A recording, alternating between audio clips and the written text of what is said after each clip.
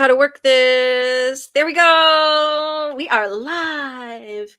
We are live. It always amazes me how different I look because I come from a Zoom call to this, and this camera does not like me one bit. Anya will testify to that I look very different on the Zoom than I do here.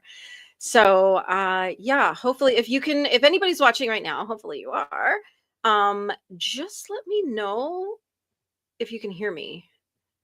Um, just to make sure my mic is working. So I don't have to go. You know what? I can probably check it myself. Let me hear it. Let me. Oh, yeah, it's working. Okay, great. Great. Lola, my love. Oh, that's really sad, Lola. I've been there too, so I know what a weird feeling it is. I know it's such a strange feeling to find out that someone that you used to date or love or have a relationship with or live with has unalived themselves. And yeah, it has been a weird few days. The energy is off the charts. I think a lot of people are going through a lot of stuff right now. And yeah, I hope you're okay, Lola. I hope you're still here. I hope you're hanging around. Obviously, I'm a little tied up at the moment, but I'll be back tonight. So we'll talk tonight, okay? Like 8:30ish or something. We'll all be around to chat. So yeah, but I'm so sorry. I hope you're okay. I know that we're all here for you, even if you're just chillaxing and just listening, just hanging out. We're all sending you so much love. So much love. Yeah, Anya's saying that she's so sorry. Yeah, it's a tough thing, yeah. Hi, Maria. How is everybody else doing? We know Lola's in a little bit of a crisis right now, but so we're just going to be here for Lola for when she needs us. She'll chime in, and we are going to keep moving forward because that's what we do. Sometimes the best thing when you're dealing with all of this is to just do something completely different and not, you don't have to give it your energy right in the moment. So yeah, but Lola, I'll be here. I'll be home tonight from a meeting around 8:30, probably, or maybe earlier. I'll message you as soon as I get in so we can chat. And yeah, it's been a crazy few days. We've, got Lola going through this, and last night I dumped a big drama on Lola. So it's like her turn today. See, she knows where she can come. So yeah, I dumped a big drama on Lola last night, and we talked it out, and she was amazing. She was sending me little voice notes, coaching me. Because sometimes, like, when you're in it, like, even though I'm the coach and whatever, but like when you're in it, it's hard. You need somebody else to kind of come and help you through it and just talk you off the ledge a little bit. Even, we got to heal the healers, right? So it was, there was a big drama for me in my life. It's not the most major drama, but it was a big drama in the moment. I'm kind of over it now. We're gonna move forward from it, but it's like I'll be okay, but I just need to be dramatic first. That's kind of it. And so yeah, I feel this full moon. Who else is who else is like, what is going on? It is a spicy one. It is a spicy, spicy full moon. It is in Aries, by the way. Yeah. Yeah, Maria's going through it. I had somebody email me today filing for divorce. I'm not going to say who it was. Don't worry. I'm the vault. I will never, ever, ever, ever, ever reveal who told me anything. But everybody's getting spicy under this full moon. And this energy, people think, oh, it's just one night. No, it's actually 72 hours usually that this is like really potent, intense energy, and then it fades out. So this is about letting go. This is about releasing what is no longer working for you, what is no longer serving you. I'm gonna drop the link to that video that I did. I did a video When did it come? I don't even know what day it is today. What day is it? Is it Tuesday? Yes, it is. You know what? I should know what day it is. I just kind of go with what my schedule tells me to do.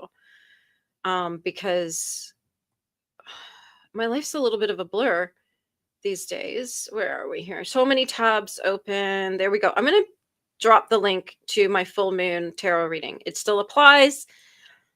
Spicy. It is spicy, spicy, spicy. So check that out after this, and you'll be yeah, you might hear some stuff that's like, wow, I see it, I see it. Because yeah, Aries is real spicy energy. It's very self-centered energy, it's very selfish energy. I'm in Aries, I get it. Yes, it's all about me. I always say, how many Aries does it take to change a light bulb? Just hold it in the air and let the world revolve around it, right? So yeah, there's Anyo saying everything feels off. I got to keep, we just did the Celestine Prophecy live call. Each week we do that. If you are interested in joining us, please do. It's free. It's a heart offering. We have the most incredible conversations each week based on the chapter. Each conversation is a standalone conversation. So you know what I mean? If you just read one chapter, jump into that week, jump into that session. Because there's no homework, and usually we don't even talk about the chapter. We talk about how we see that stuff playing out in our lives and in the real world and everything. So I know a lot of people are like, yeah, but you're 5 weeks in. Yeah, doesn't matter. Doesn't matter. Jump in anytime. And it's a very, very warm and friendly bunch. We've had some amazing conversations. But one of the things that we talked about this week was like giving your energy away through losing your temper and anger and having tantrums and things like this. And the people, so I just heard my dog down here, and the people who give away their energy by doing that and like losing control of themselves. And then when we do it as well, like getting angry about things. And I was very angry yesterday. I was so angry. I actually I sent a reply email because I got an email that sent me off. Oh, I was so angry. And I replied. It took me about an hour of typing, retyping, editing, everything else. I read it out about 20 times to my husband and my son to be like, how does this sound? And like, am I hitting the right notes here? And I finished the email off by saying, it's fortunate that you and I won't be in the same room for a while. Because I knew that if this person had told me what they told me to my face, they'd probably be in a psych unit right now because they probably would not have recovered from the onslaught that would have come out of me. And so now I've had time to calm down. Now I can talk rationally to this person the next time I see them. But that's what I dumped on Lola last night, and now she's going through it today. So yeah. The book talker. Yeah. Well, you should, Maria. Why not? It's right before these calls. Just stay online with me all day. Just stay online. Just, you know what? You can get the book online. It also comes as an audiobook. If you need the audiobook, I'll show you where to get it from. And I think each chapter is about an hour. So easy to digest, easy to consume. And, or if you want to read the book, it's easy to get as an ebook, or you can probably get it as a PDF as well. And it's really low. I don't want to say it's low effort, but like I said, there's no homework. There's no big thing. Even people come on and they're like, yeah, I didn't read the chapter, but there's not a quiz on the chapter. It's just a conversation about the topic of the chapter. So today was about how when people try to get energy. There was a lot of talk about narcissists causing misery because they feed off misery. That has nothing to do with the chapter, but this was us talking about how we observe all of these things in the real world when they come up. And so I think that Um, Anybody could jump into this and have a conversation about anything that we're talking about, even if you've never heard the book or heard of the book. So there you go, Maria. You can jump in anytime. I look forward to seeing you next Tuesday. There we go. All right. So, couple things before we sort of get really going here. The Samhain Portal Tarot reading, my special October offer.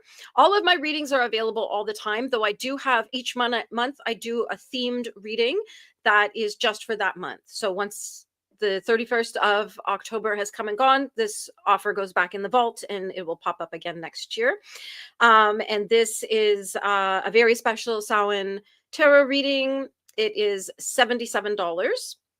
And we can do it on Zoom, or I can film it as a video for you, whatever works for you.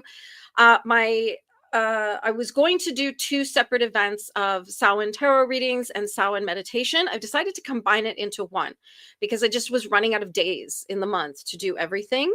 So what it is, it'll be about a 2-hour event. The first hour is the Samhain meditation. It is a beautiful journey, and we will be receiving messages from our ancestors. I've done this for 5 years in a row now, and it is always an incredibly powerful experience. So that's the first hour. It's $11. The second hour is the tarot readings. So that is also $11, and it will again be live. It'll be on Zoom. So privacy and everything else is there. We're not going to do it live on YouTube. And there's no recordings or anything like that. So you, if you buy a ticket for that, you will be guaranteed a card pulled for you and a message for you. So if there's 500 people sign up, then I'm going to sit there till 500 people get a card pulled. So that would be a good problem to have, actually. So that is also $11. So the meditation's 11 and the card pull is 11. If you want to do just one, you can choose just one. If you want to do both, you can bundle them for $22. And then you have this like beautiful experience. It's on the 30th, and I do have 2 times offered. I'm just looking up the link right now so I can drop it for you. Yeah, we're doing a little shop with me here. There we are. Okay, there is the link to the sign up page. If you fill in the form and that's all you do, you don't get the Zoom link. Okay? Because there's a lot of people, I've had it happen where people sign up, they don't pay for it, and then they get angry that I didn't give them the Zoom link. And I'm like, okay. Palms of silver. Okay. Palms of silver. It opens a lot of doors. It opens a lot of doors. So definitely, if you're interested, hello, Get Knotted. Hello, crewmates. Woohoo. Get Knotted. I can't remember. Were you in the Navy? Are you still in the Navy? Oh, that's a song, isn't it? That's a Village People song. I'd play it, but copyright. Or maybe it's past copyright. But Get Knotted is always so fun to see in the chats. I love seeing Get Knotted. And here we are. Anya's going to sign up. Just read the emails. Yeah, not in the middle. Yeah, well, that's what I decided to do it 2 separate events. So the meditation and the tarot card session, on October 30th, I did 2 sessions, or we've got one starting around lunchtime and then one in the evening, because that way our people overseas can do the lunchtime one. That'll be lunchtime for me, but it'll be like dinner time for them or evening for them. And then the North American people can do the 7 p.m. session. So that's, I figured I was like, how am I going to make this work for everybody?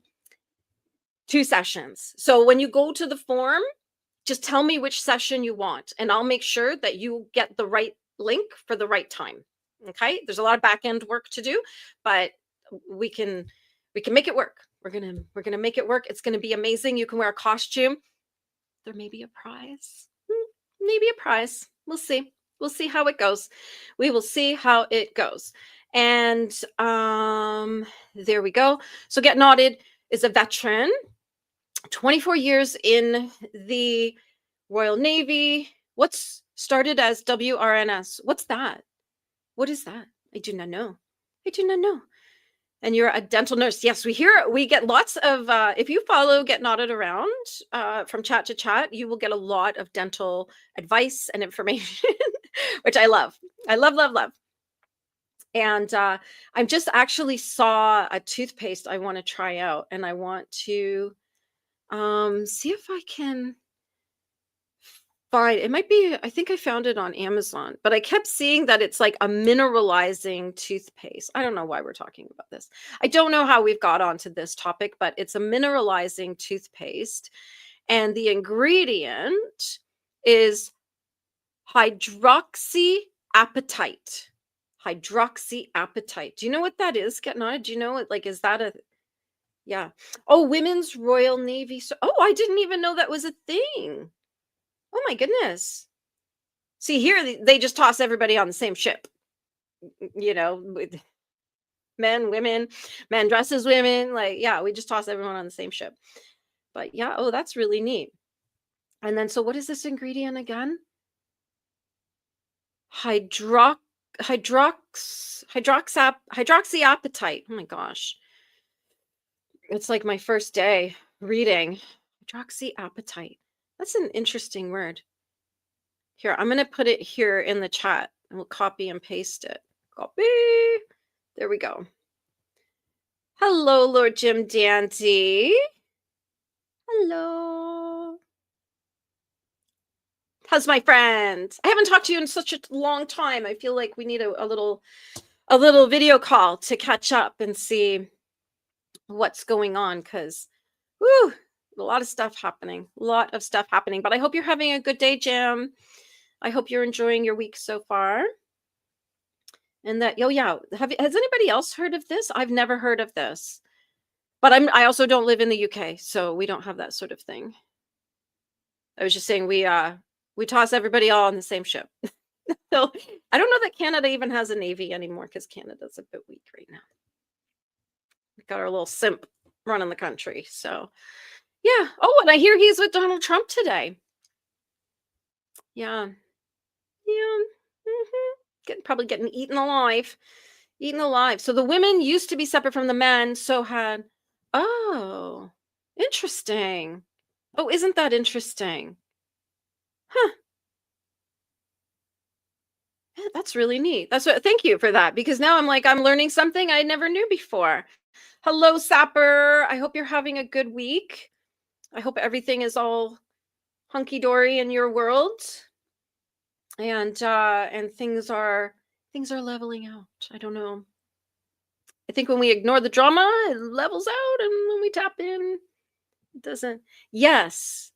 Are you talking? Yes, toothpaste. It's here. I'm going to put the whole title in so that you can see what it says, because I kind of want to try it. All is well. I'm glad to hear that, Sapper. I'm glad to hear. And you know what, Sapper? So today at around lunchtime, around 12, it's 12 o'clock for me. I was like, oh no, I'm supposed to be on a Zoom call with Sapper next week. It was next week. Had a little panic, and then realized, oh yeah, that I scheduled that for next week. Yeah.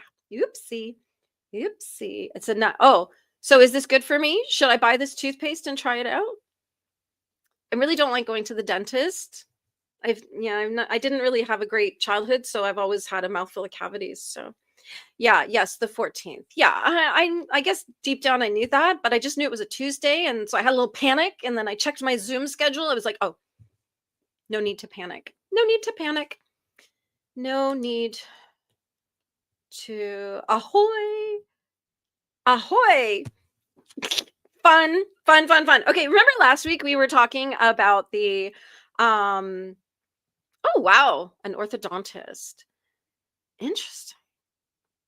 That's kind of a neat thing, because it's so transformative when somebody gets like their teeth straightened, or in my case, I actually got big massive night guards because I had wicked TMJ. I was in so much pain.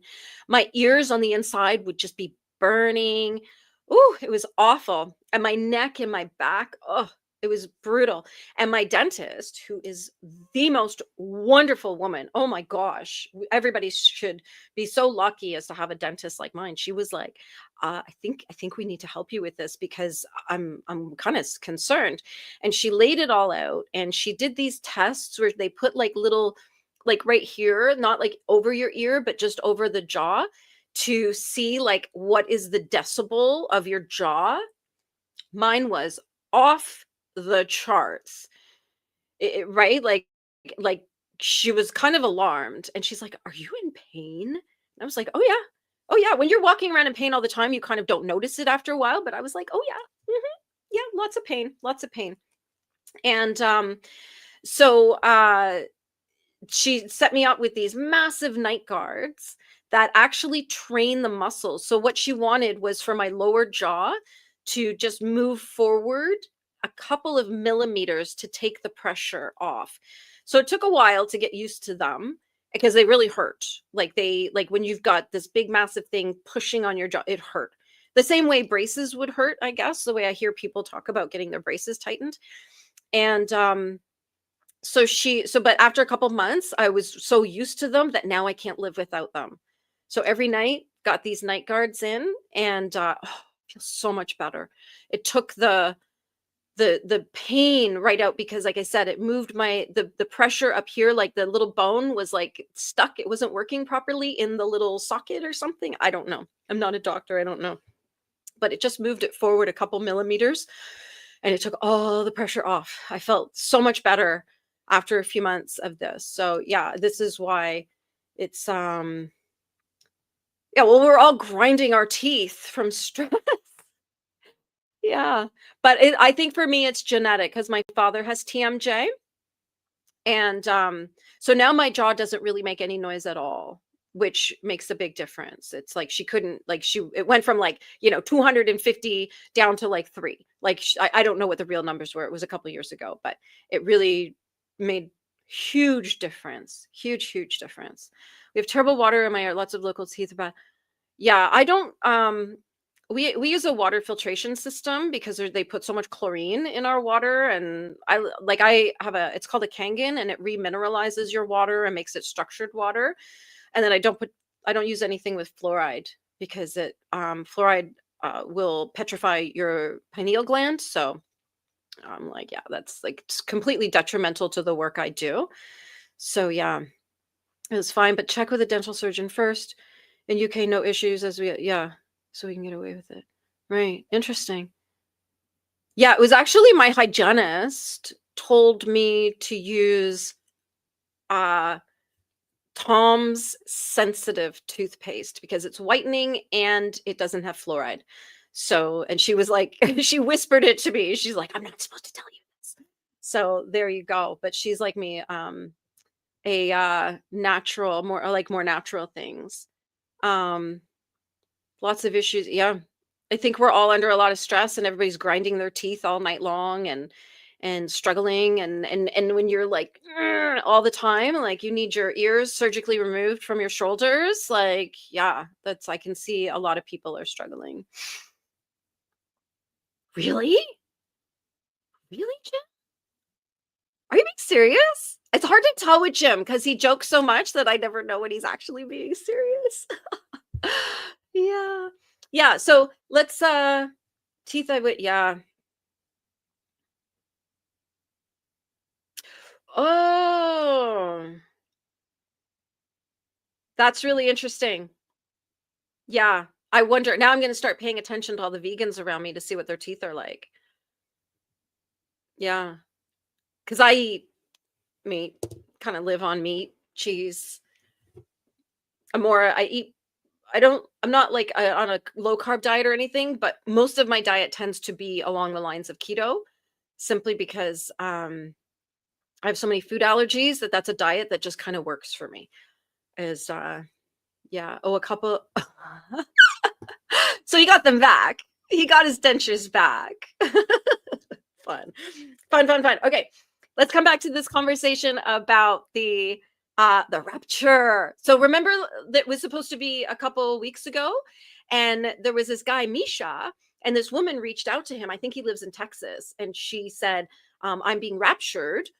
Can I give you my dog? You seem like a really good person, and I think you'll really take good care of my dog. Can I bring my dog to you, and so that you can take care of my dog when I get raptured?"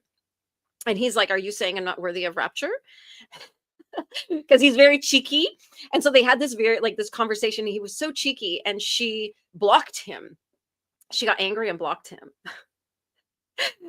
And the rapture, I mean, and this is the thing, people are like, the rapture didn't happen. And to that I say, well, maybe it did, and you didn't get chosen.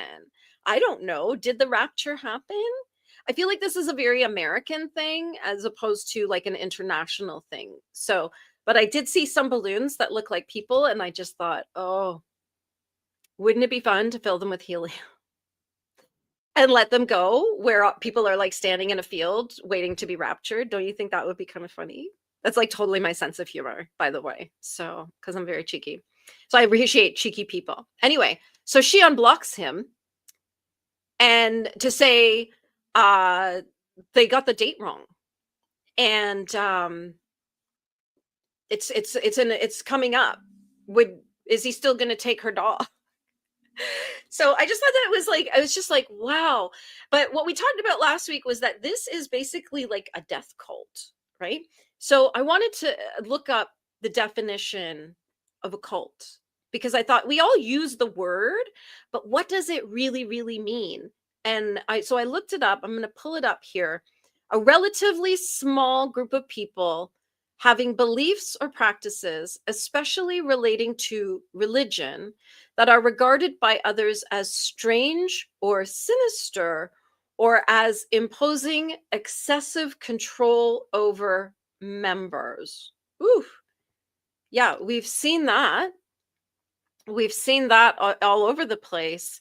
And it's kind of interesting that I've often said that a lot of religions kind of resemble cults. And I don't think that they're all bad or sinister or up to no good. But yeah, Sapper and I are sharing the brain right now. We're sharing the brain. Weird, that sounds an awful lot like cult. And it's really interesting to see how people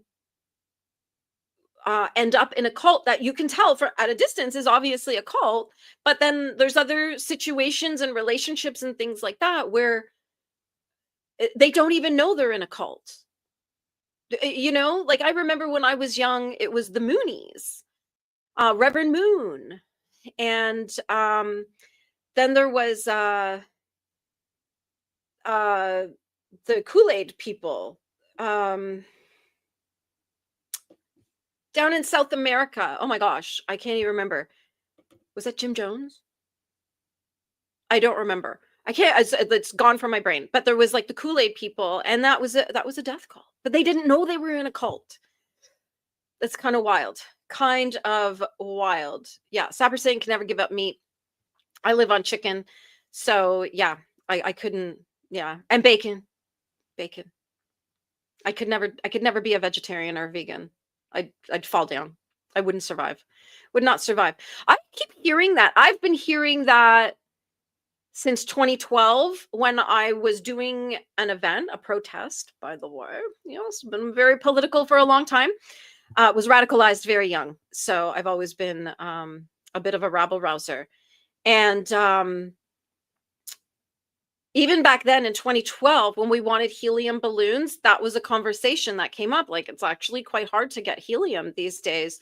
So we ended up, instead of getting helium and string for our balloons, we ordered them with the little cups and the sticks. So people just carried their stick with the balloon. That was our solution to that problem, because we did have a limited budget and we couldn't, import helium from all over the world. So yeah, helium's going up.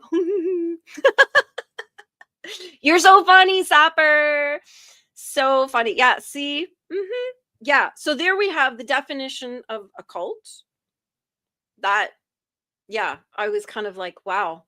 Yeah, yeah. Sapper took his meds.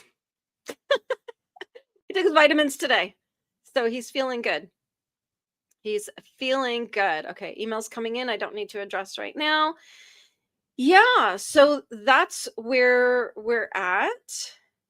And I checked this morning and I've already go over 1,000 subscribers. Yay. If you're not subscribed, why? Why haven't you subscribed? Um and there's a lot of great information here. You know, I do my daily doses every single day in the community post section, and then videos a few times a week. Like, subscribe, give my video a like, do the things, do the things. And so I checked this morning and I am 20 hours away from 4,000, which is the magic number, the absolute magic number. So yeah, I've been racking up hours doing lives and lots of different videos, like really creating a lot more content and everything, to get those watch hours up. So yay. Here's the sucky part. Canada doesn't have mail at this moment. We've got a mail strike happening and no one seems to care. But the people who do care are YouTubers, because Google AdSense mails things. So right now I have money sitting in my like in my AdSense account from super chats and different things that have gone on since I hit 500. And I can't actually access it because Google AdSense mailed me a PIN number that I'm to enter to access it. So they'll deposit it into my bank account because they have to prove my address. So yeah, can't get paid. And I don't know if the mail is ever going to come back. It's crazy. It's kind of crazy. Yeah, get nodded that the night it was last week or the week before. It's all a blur. I was on Melty's channel and I was like, I am so close. And then she's like, everybody go subscribe. So that's how we spent the rest of the evening, was everybody subscribing. You never received your AdSense pin. So how do you get paid? How do you get your money? Because this is like, yeah, yeah. Have I checked in the last hour or so? No, because the when you get to a point where you can earn money on YouTube, when you go down to that section in the back end of your studio and everything else, in that section you scroll all the way down and then it shows you as of, so right now I think I'm about 5 days out. So the total is from 5 days ago. And so in a few days, like the hours from today will not appear tomorrow morning. They'll probably appear on Monday. And so that it'll put me over the 4,000 mark this week. It better. It better. Yeah, because that's so it's not going to be hard. It's just going to be challenging to get paid. So yeah, but yeah, it's because it's 5 days out. I don't actually know what today's total is. Oh, oh, I didn't know that, Supper. Oh, that sucks. And do you have any way of talking to YouTube to get it fixed? Because I could not find a single way of actually speaking to, not YouTube, AdSense, like Google. I could not find any way to actually have a conversation with somebody to get the problem solved, because there's Canadians who can't get mail.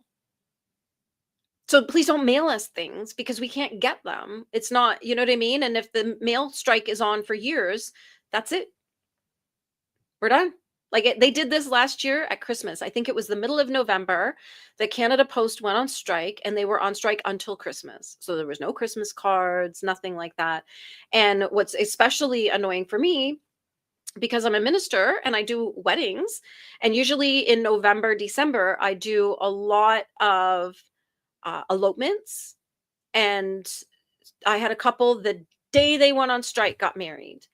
And it was going to cost $60 to courier their marriage license to the government. Sort of after that, it was like, just so you know, this is not getting sent unless you want to spend this kind of money to get it registered. But we can just wait it out. And I did have a bunch of people in December get married, just elopements. And it was after Christmas, I got all their paperwork mailed out. So, but yeah, people are like, who cares? Nobody needs mail. And it's like, you must not have a YouTube channel. You must not have a YouTube channel. Aw, Jim, thank you so much. That's so sweet. You know, in Canadian money, that's a lot. Our economy sucks so bad that that's actually like lunch sitting right there. So thank you so much, Jim. You're the best. You're so sweet. So sweet. Everybody should actually make an effort to get to know Jim as well. I know he's kind of quiet out there, but he's lovely. Absolutely a lovely human being. You've never been paid and you have 700. Oh my God. That would drive me crazy. I'd be losing my mind. I'd be down in California banging on Google's door. Yeah. Yeah. Well, I think we know where that came from. I'm not going to say it, but we all know. We all know. And if you don't know what I'm talking about, send me a message. I'll tell you what's going on. Yeah. A bot. A bot. Yeah. Yeah. I wonder who that could have been. Yeah, I'm hoping that when the mail strike is done, that there's a whole stack of mail, including all my PIN numbers and everything, so that I can get into my account. Because on the 25th of September, I requested a new PIN because it had been 3 weeks and my PIN hadn't arrived. The next day, the mail goes on strike. Friggin' egg. Friggin' egg. So yeah, that is where we are. Anyway, it'll be that. Maybe by Christmas, I'll have all my bank account filled from all my AdSense. So that would be nice. So yeah, that's where we're at. 20 hours to go. So exciting. So exciting. And you know what's funny? When I started my YouTube channel, my son, who was he was 16 at the time, and he's like, Mummy, Mummy, do you know how hard it is to get monetized? Yes, I do. I do know how hard it is. I do know how much dedication and work it takes to grow a channel to the point that you can start making some money at it. Like, I get it. And this channel is not my business. My business is separate from this channel, even though this channel drives traffic to my business. So oftentimes I have people who see my videos, see my lives, things like that, and then they get in touch with me to book a reading or a coaching session, or whatever work they heard me talk about. So this is kind of like an advertising platform for my business. I know there's a lot of tarot readers that this is all they do, but in my case, I actually have a business. I had that long before I had a YouTube channel. So yeah, I just thought, well, I have things to say, and now I have 4 YouTube channels, by the way. So that's because I felt like I shouldn't put it all on one thing. I got the chatterboxes today. I don't know what's wrong with me. I am chatty Kathy. Yes, do one of your videos. Oh, yeah, I want to do that, but I got to figure out how. Because I saw that now we're getting all into technical stuff. There's a guy that I follow on YouTube, and he teaches OBS. And so he was showing like how to do it, that you get like cloud space, or it's like storage space, server space or something. And then you pop your OBS and everything in there, so you're not using your own resources to be streaming live. And then you just he did all the steps that you take a video and you loop it for 24 hours, and then it's sort of your cloud or your server or something is streaming to YouTube, and then you get the watch hours that way. So I got to sit down and actually watch that video again, make all the notes, do all the steps, follow along, and figure out how to do that. But I've heard the first thing is I have to find server space. Like, I have to figure out how to do that in Canada, because so many places are like, yeah, it's like $3 a month. And then in Canada, it's $300 a month. So got to figure all that out. Yes. Dowsing rods. Yes, I do use dowsing rods. I don't know if they're sitting here on the table. I'll be right back. I'm not sure if they are Oh, there they are. I found them. I found them. And I can't remember who it was. I don't remember who it was. Yesterday was like, I've never seen you use a pendulum. And I was like, yeah, my pendulum is always sitting on the table. So whenever I'm doing tarot readings, just in case, and I did use it in my video yesterday. That was about the toilet paper dress. Did you see that dress? I don't know. I don't know. But yeah, here's my dowsing rods. I have not actually used them for a while because, to be honest, of all my tools, it's probably my least favorite. I don't know why. I just find there's other ones that I like a lot better because I do tarot, I do runes, I do the pendulum. Yeah, there's all kinds of things. And yes, to the conversation about pendulums, anything can be a pendulum. I just happened to this was my first pendulum. It is my working pendulum. And when I went to the store, the metaphysical store, in about 40 minutes from me, and I thought I was going to get a blue one. I was so committed to getting a blue one, and none of the blue ones would talk to me. And then the woman working there, she was like, "Oh, try this one." And then it suddenly was like, "Wah!" And so she's like, I think that one's yours. So yes, I do use my pendulum all the time. I used my pendulum to find my e-reader. I couldn't find my e-reader anywhere in my house. And I used my pendulums to find it. Because you can use it not just for dowsing, not just for answers, yes or no answers or anything. You can actually use it to find things. And I do teach a workshop on pendulums where I teach you how to do all of that stuff and sort of outside of the box thinking on how to use your pendulum, which is kind of neat. I know there's people out there who use it. They take it to the grocery store and will use it to decide if food is good for them to eat or not. If that's you, great. I love that. I love that. There's also, you can use your body as a pendulum. Anybody who does any emotion code work is probably working with people's bodies as a pendulum. So there you go. There you go. Right? Did you watch that live yesterday where that was a conversation? Because it was kind of wild. I was like, it went all over the place there for about 20 minutes. And I was like, wow, okay. But yeah, so now that we've talked about it, everyone's going to start seeing them everywhere. Everywhere. And your husband's always, you corrected yourself there, always mislaying things. Yeah, it's super handy. So how these work, and I haven't used them for a while, so they're not kind of like charged to me. Is you just sort of hold them straight. See, mine are like woo, all over the place. And it takes a little bit of getting used to get them actually holding straight. Yeah, it's like, what are you talking about? So, so you ask yes or no questions. Hang on, there's someone creeping around outside my house. Is this person up to no good? No. See, this is my no. Okay, I'll just show you. This would be no for me, and this would be yes. So if they just suddenly go, whoa, that's a yes. And if they cross, that's a no. And if they just sort of are like in between for me, and how you do this is every pendulum is different and every person is different. So for me, we'll just look at this. So for me, this is no. And for me, this is yes. And this is a big circle is maybe. And then sometimes it's like, nope, I'm not telling you. And then it just stands there and it does nothing. And I'm like, okay, we're blocked. We're blocked from that information. So, so the same thing with your rods.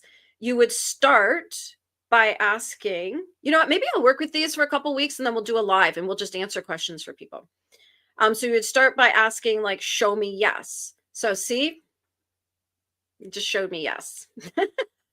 And then you'd say, show me no.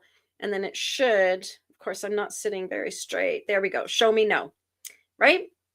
And the key, what I do is I don't hold my arms out like this. I actually tuck my elbows in so I'm nice and steady and not wiggling around too much.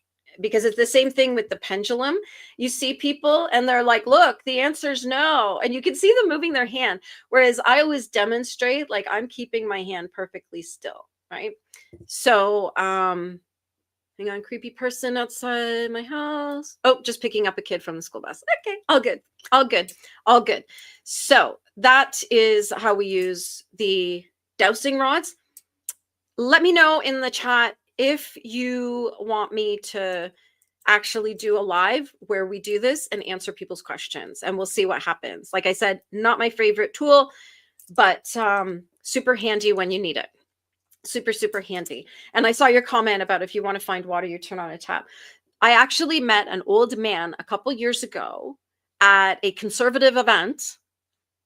He was a water witch, which is, yeah. And in case you think witches are not welcome in the conservative world, please, we're the spiritual leaders of this conservative world. And because witches like religious freedom. So that's very much in alignment with the conservative movement, even like light conservatism. Am I dressing up on Halloween? Heckin' yeah, absolutely. I ordered a costume that is going to arrive later today. Let me see if I can. Let me see if I can find it. It's a pumpkin costume because I have where's my Temu order? I ordered it from Temu. And now where is it? On the Monday before Halloween, we have a bingo at the Legion for the seniors. And yeah. So I run the bingo. My friend Sharon, she does the snacks and she's out there in the crowd checking all the cards. She plays along because I want her to win too. And then I call all the numbers and eat snacks. So I'm trying to see if I can get this picture of this. There's so many emails. Like if you saw my emails, you'd laugh because I've got Jamil Giovanni, I've got knitting, yarn for sale. Yeah, all this kind of stuff. But let me see if I can find. There we go. Let me see if I can get to the picture of. Oh, come on. I'll see if I can just save the image and see if that will work. And I'm sorry I'm sniffing like crazy. I have wicked allergies. It's a gorgeous autumn day here. It's a perfect October day. Because it's gloomy, it's rainy, and dark and spooky. It's a perfect autumn day. It's not working. Anyway, it looks like a poncho that is like a pumpkin. And then you get a little bag and a little hat and everything. And I thought I'll wear black leggings and my Halloween shoes and wear that for the old ladies bingo.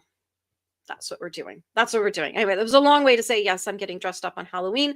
I will probably dress up for my October 30th tarot and meditation call. I'll dress up for that as well. And then I'll be out trick-or-treating with my son. Yes, he's 17. Yes, we're going trick-or-treating. I'm a big fan of kids of all ages trick-or-treating. So yeah, we're good. We are good. Spell checks getting me a for sure. For sure. Yeah. If you wanted to find waters. Oh, as I say, this man who's a water witch, he works for farmers dousing on their land to find water for their crops, for their agriculture, for their animals, all that kinds of things. So yeah, spooky, spooky. Lola, I hope you're okay, baby. I hope you're okay. You hang in there, okay? I'll be back. I'll message you as soon as I get home tonight. As soon as I get home. Okay, yes, you want that because never seen them used before. Not very well. Yeah, you just saw them get used. You just saw them. So I'm gonna work with them a little bit to kind of because it's really important that when you work with these tools that you actually do silly things like sleep with them so they get energetically connected to you. So I'll do that. I'll work with them for a couple weeks and then we'll do some live stuff. We actually do that on the October 30th call. Maybe we'll do that. We'll add a little bit of divination tools in there as well, just to play, just to see what happens. Yeah. Send your rain. You need a rain dance, my friend. You need a rain dance. Anybody get the feeling we're not going to do any productivity sprints today? Yeah, we might not do that anymore. I don't know. This is just a lot of fun for me. And I feel so chatty today. Got cold. It's still hot here. Like normally we're like thinking it's going to be snow and frost and everything. I don't know. This summer 2025 is a clingy X. You're hot. We get it. Go away. Go away. 38. Sapper, is it humid there or is it like a dry heat? I've been to Morocco and I really didn't find it that hot. Like it was hot, but it wasn't gross like it is here in Southern Ontario where it's like you can swim through the humidity. It's awful. It's awful. So it's still hot. Yeah. 44. Yeah, that's what it was like in the Sahara Desert. And I was there in autumn. I was there from mid-September to close to the end of October in all over Morocco. Yeah. It's a dry heat. It's yeah. So you don't it's if you've never felt the difference, or anybody watching who's never actually been in a place where it's insanely hot but not humid, it's a really interesting experience. Because I found that, if you're out in the sun, you've got to be drinking water constantly. Like everybody carries their Sidi Ali. Do you have that in Dubai, Sapper? Sidi Ali? That was the brand of water that we were always buying all over Morocco, bottled water, because you can't drink the water at the time. Don't do that. Don't do that.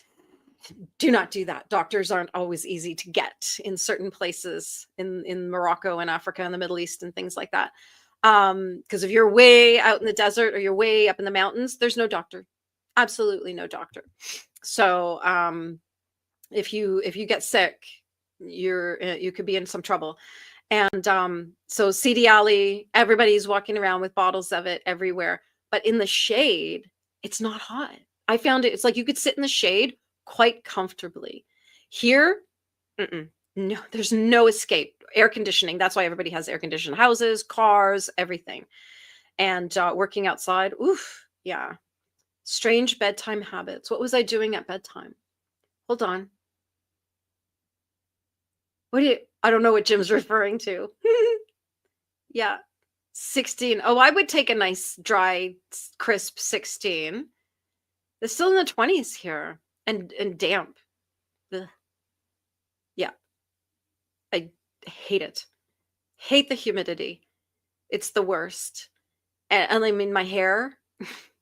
It's just like a perpetual state of inelegance, when you're like, makeup's running down your face, your hair is like flat, frizzy, whatever it does, whatever anybody's hair does. Mine just goes flat and it's like plastered to my head and I look weird. Yeah. Yeah. Yeah. I'm not, everybody's like, oh, you should move to Mexico. And I'm like, no, it's too hot and humid. Ugh. Yeah. Yeah. So it's really humid there too, eh? See, this is good to know.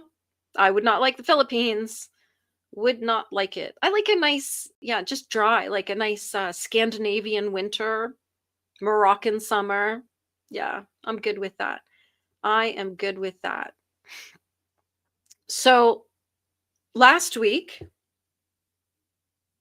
we talked about a video I had watched, and it was about the connection between autism and trans people.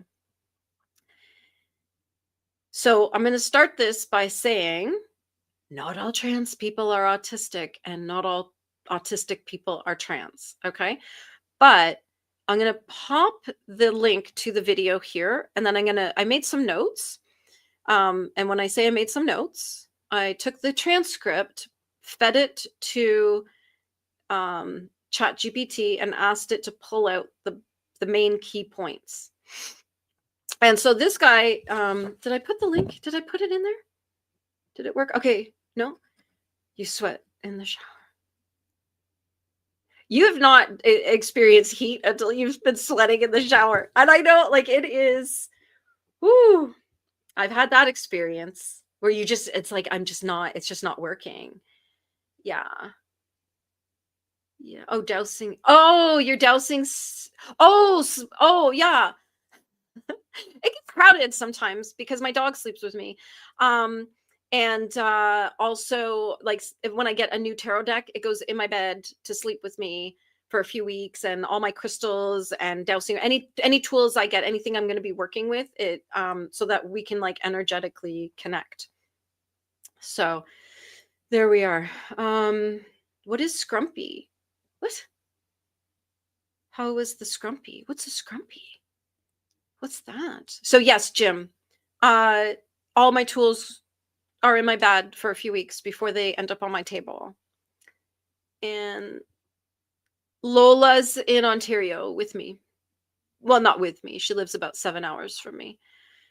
And we're going to see each other next summer because I'm going to be at a location about 15 minutes from where she lives. So we've already made, like, we're going to do it. We're going to get together. She's going to come out and meet me that night. Yeah. Oh, you had tropical uniforms. Were they made of linen?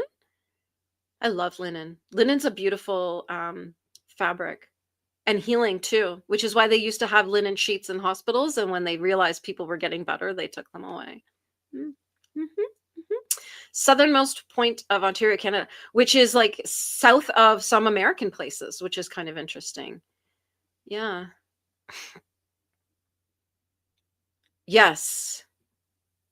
Yes, yes, yes. Oh, Scrumpy is hard cider. Oh, like a Strongbow or something? Scrumpy is proper cider to me. I've never heard of this. Stop speaking a language I don't understand. I don't know what Scrumpy is.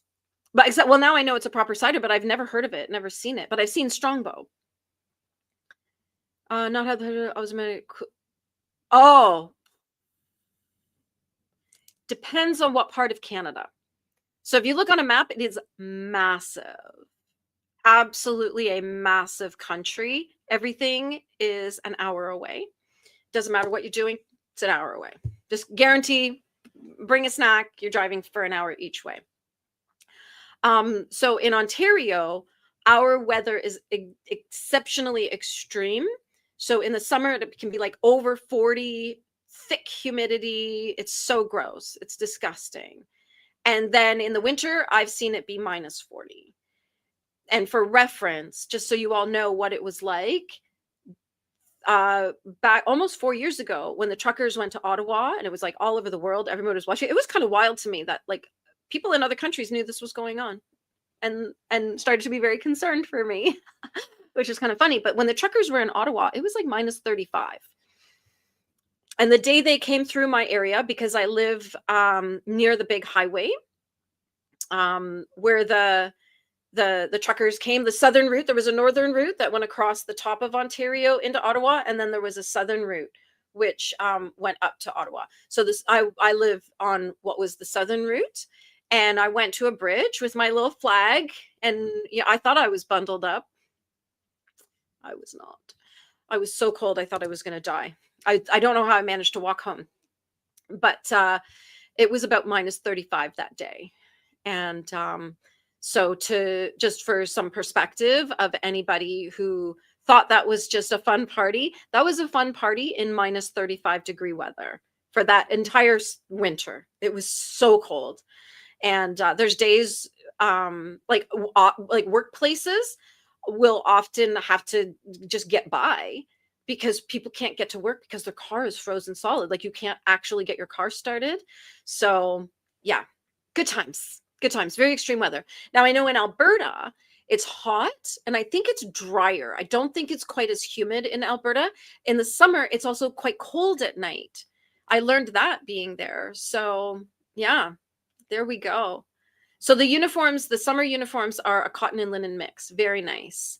Um, grumpy, grumpy, scrumpy. That's what I'm going to call it right now because I thought it was a play on words. I didn't realize it was actually a real thing. Now we have to look for this. There we are. So, wow. County of Somerset is famous for its ciders. Oh, I had no idea. No, we are going to get back to this trans slash autism thing. I made some here and oh, interesting. So you made it yourself. Yeah. Yeah, I've seen that. Like I have like leggings and stuff like that that is the same material as scuba and woo, you sweat. You sweat. Lola's like, "Yes, weather is gross." Lola, did you leave your house all summer this year cuz it was nasty. August was disgusting. Ugh. And I was outside all the time at Highland Games crying. Vimto cider. I've never had that either. I just added on another email. Oh, perfect. Thank you. I love hearing from people. You know what it is? It's the emails of like sales things and this and that and spam. I don't want to say spam. It's people that their businesses emailing. I think there's a lot of people who email 20 times a day thinking that's going to work for them. It does not. I'm a once a week kind of girl. Once a week. So yeah, when I'm done here, I have to go to a meeting at the Legion, but I will definitely check it tonight or tomorrow morning. Trying to think of what minus 35 is in Celsius. Yeah, here's the thing. Once you get to a certain cold temperature, you don't feel it getting so there's not a big difference between minus 35 and minus 70. You don't really notice the difference. Yes, the buses wouldn't start. We had a lot of snow days last year. A lot of snow days. It was crazy. And fortunately, we have internet, so then they just switch to online. So the teacher will send out all the stuff, and then if they need to teach a class that day, they just do it through the Teams or Meet or whatever. I don't know what it is. Yeah, it's been worse, at least a night. Yeah. Yeah, see, that's like me. I get it. We're like rice patties, right? When it's humid, we swell up and get gross. I mean, look at me. I am not made for this humidity and heat and everything. I belong on an ice floe somewhere like off the coast of Norway, somewhere. That is me looking and feeling my best is. And the thing, like I keep the temperature of my house is morgue. And so we have a lot of sweaters and blankets because I just like a nice cold house. And that if anybody needs to be warm, put on a sweater. And it's not the cheapness. It's about just, I hate being hot. I hate sweating. Ugh. Yeah. Minus 35. Yeah. Oh, yes, that's right. Because once you get down to a low enough temperature, it's identical. They're the same. 8 days a week. Jim's talking in like code right now, and I don't know what we're talking about. Yeah, we get fog. Oh, yeah, because out by you, that's a real bad area. Because I remember like on the highway out there, there'd be all these like snow drifts, and there'd be like 400 car pileups and stuff like that. So yeah, it's quite a dangerous drive out there. We'd only do it in the summer for one weekend. We head out there. We didn't do it this summer because the Highland Games out there were canceled this year. Because I think that town had their main street was all dug up for infrastructure. So yeah, ouch. Yeah. If you've never sat in your car and cried, come on over to Canada. Around January 20th, you'll hit that. You'll just sit in your car and start crying. And I have an automatic car starter, so I can actually start my car from inside the house and let it run for 10 minutes before I go out. So at least the heat runs as soon as I get out there. Yeah. Yes, the polar bear. Absolutely. I am. Yeah. I'm a little snow princess. Absolutely. Now, do I want to go out in the snow? No, I just like it nice and cold. And I don't mind it. I'm snowed in. Great. Perfect. No obligations on me. I love it. That's what Zoom's for. Yeah. I used to like the heat. Yeah. I get that. I need to live near water. It's probably because my rising sign is Cancer and my moon is in Pisces. Even though I'm in Aries and I'm very spicy and fiery and all of that, I do always have to live near water. And I can see Lake Ontario from my house. Like if I stand up high, if I go upstairs and I look out, I can see the lake. So yeah. Oops, where we are. Mhm, mhm.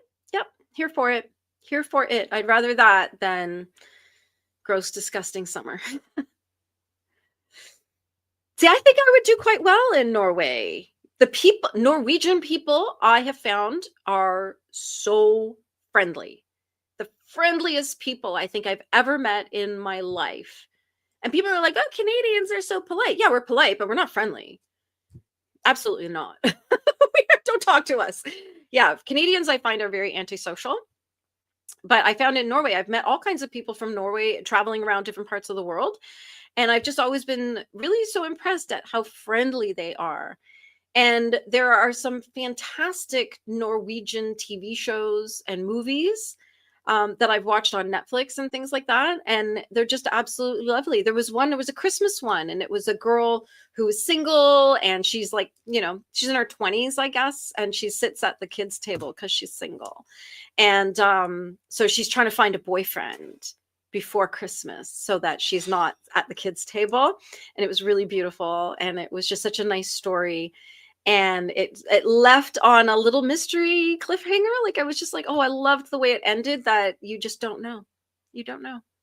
So yeah, it was really neat. And there's this scene where she bakes a cake for this guy, and she's on the little kick sled thing going down the street in whatever city she lives in. And I was like, that's the life I could get down with. A little, sledding, a little, because it's not like crazy cold, but it's snowy and fun, and lights, and people are sociable and everything else. So yeah. Yes, there is, I believe it's in, I think it's near Quebec City. Hold on, we're gonna Google Ice Hotel Canada. There might be all over Canada for all we know. Oh yeah, the Hotel de Glace. It is far. And just so you know, it's $550 a night. A night. So let me just see directions. Oh my goodness. Sorry, my nose is so stuffed up from the allergies. See, this is another thing. Is yes, Quebec City. The Hotel de Glace is near Quebec City. So that is, I believe, about a 10-hour drive from me. And it's very cool. Someday I'll go. It looks like fun. Occasionally in Toronto, if it gets cold enough, they'll do like an ice castle or ice bar or things like that. So yeah, it's a neat thing. And we'll where is it here? I don't know when it opens. Oh, I think it opens in January, because then it's cold enough, and they have to build it and everything. So yeah, it opens in January. Used to earn a bundle driving. Oh, is it crazy driving in Norway? Is that why everybody walks and skis everywhere? Huh. Sat in the car and cried. Oh, I saw that get nodded. Oh, yeah, I saw that you were all lost in this sort of not great area, but did you not use Google Maps? I don't get lost anymore because I have Google Maps, unless Google Maps is drunk and it's got me all turned around. But yeah, it'll be dark here in a couple hours, and I have to go out. So I'll be out in the countryside, um, driving up to a little cottage village. A lot of people up there are cottagers, and then so the population triples in the summer. But I have a meeting up there tonight. I'll be out in the dark. First nighttime driving of the season. That Lake Erie. So I'm on Lake Ontario, and our girl Lola is on Lake Erie. So, and with a hot tub. Yeah, I'm sure the hotel has a hot tub. There's got to. It looks really cool. You know what I'll do next week? I'll do a presentation. I'm gonna write that down. Ice Hotel. We'll do a little presentation on the Ice Hotel, and we can pretend it's winter. And I'll show you pictures of it. I'll have a little presentation ready. Let's see here. So you have to go through it. Yeah, that is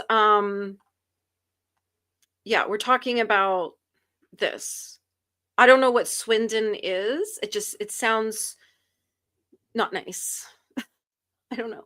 But country roads, that's a big one. Because I live in the country, I'm used to country roads. I'm out on them all the time. At night, I just know them like the back of my hand, but it's kind of scary because you never know. There's deer, there's animals, there's moose, there's bears, like all kinds of things. So, yeah, I feel your pain. I feel your pain. Absolutely. Oh, oh my gosh. So your husband wouldn't get on the chairlift. Was he scared of being at the top of a mountain or was he scared of the chairlift? Because I quite enjoy the chairlift, but I can see why it's scary. My son's afraid of heights. There's a lot of things he won't do because he's terrified. And I don't get it. I'm like, what did you die of in a past life? My goodness. Yeah, it wasn't snowy that night. Just saying that when it does, yeah, yeah. So here, because when we get snow, it's usually like 3 feet of snow. Everything's canceled. Schools are closed. Meetings go on Zoom. Like we carry on. We have to, but we have to, be able to do things from home. So thank goodness for Zoom. Oh, you have a nice hotel out your way? Send me the link and we're gonna do a presentation on ice hotels next week. This will be fun. This will be fun. Yeah. So do you use like a GPS like box or were you using Google Maps? Because I find the GPS box, the problem with it is you have to keep getting it updated because it's old. It's got your 7 years old map that doesn't accommodate the fact that a new neighborhood was built and added to it and things like that, or a road went around the river or something. Foxy would never really. I don't know. Would he? Oh, go on. He would do it. He would come. If I said, Foxy, come spend the afternoon in the ice hotel with me, he would go. He'd go and have a wee drink with me. Absolutely. Do they have tacos in Norway? I know the answer to this. Do you know the answer? Is that why you asked? Because it's a cheeky question. This was one of the most surprising things I have learned about Norway. Tacos. Apparently, that is like the most popular food in Norway. I did not know that until a few years ago, learned about that because it came up in like a TV show, a Norwegian TV show that I was watching. There's a fabulous one called, was it called Lilydale? Lilyhammer. Lilyhammer. Rod, what was that show called? Lilyhammer? Yeah. Yes. My husband said yes. And it was filmed in Norwegian and in English.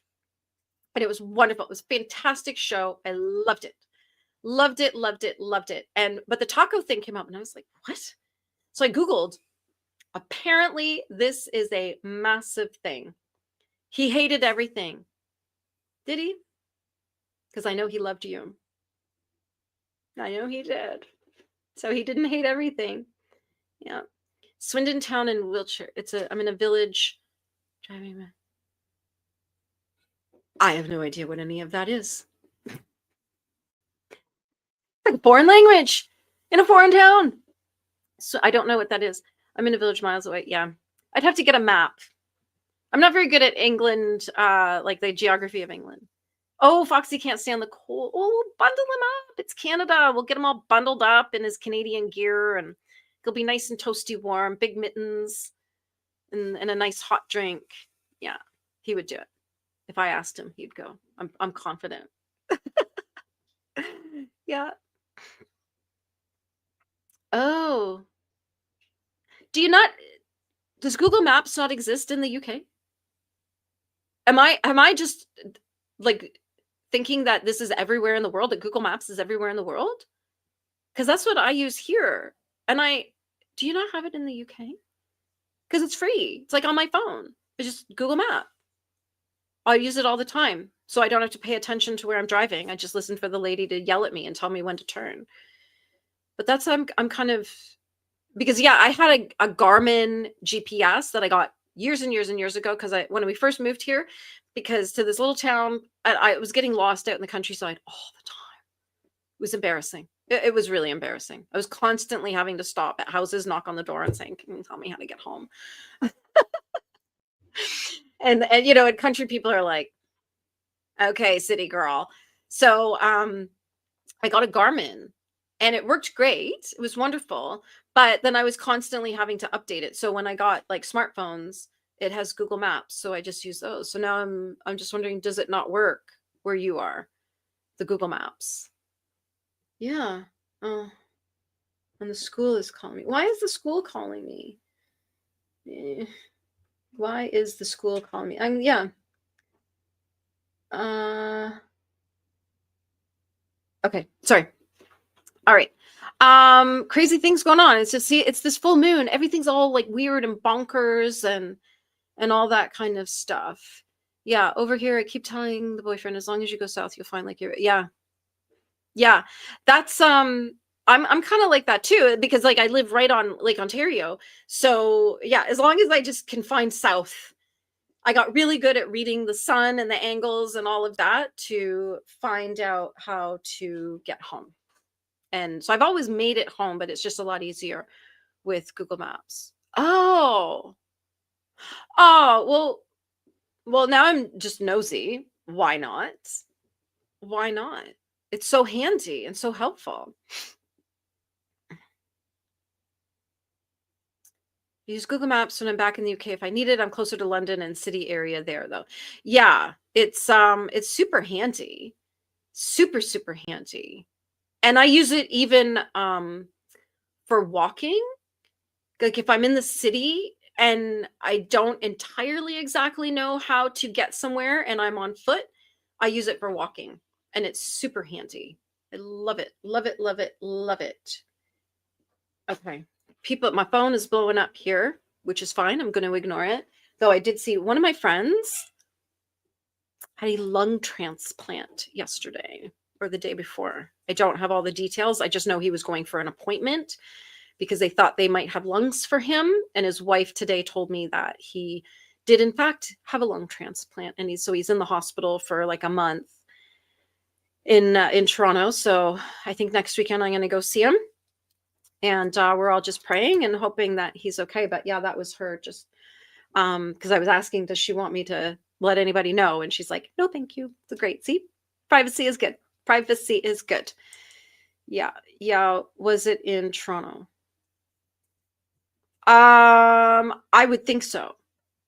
I'm trying not to push her too much for information because she's sitting probably in ICU, freaking out a little bit, terrified for her husband because I think he's only in his 50s, maybe early 60s. And he's one of my biker friends. So he waited. And you know what's wild is I just spoke to him on Thursday and we had a big conversation because we're working on a project together. And so we had this big conversation and all of a sudden I was like, dude, are you okay? Like you sound like you're gasping.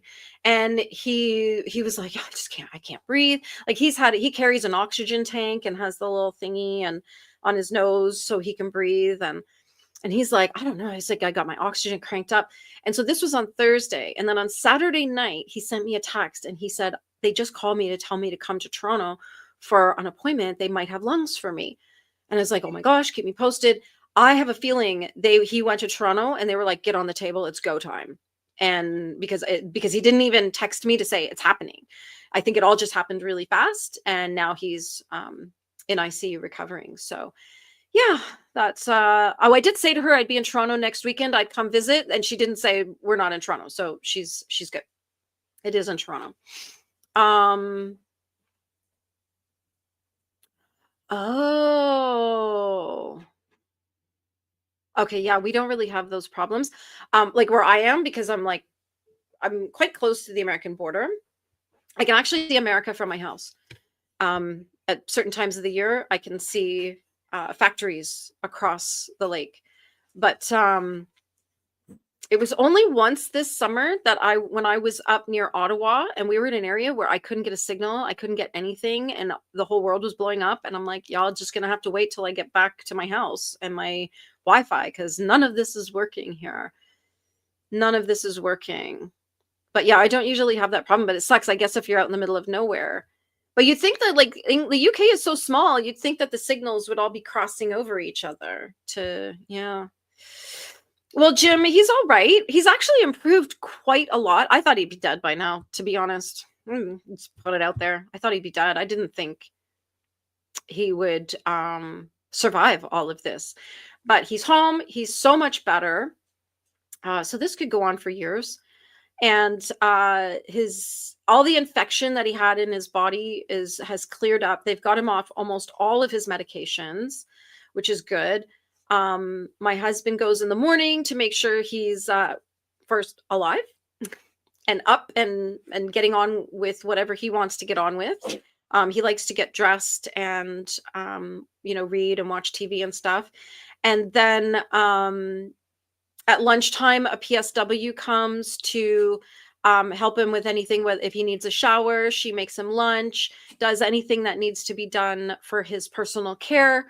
And then in the evening, we've hired a girl to come hang out for a few hours at night, and she cleans, like she's like the housekeeper and his companion.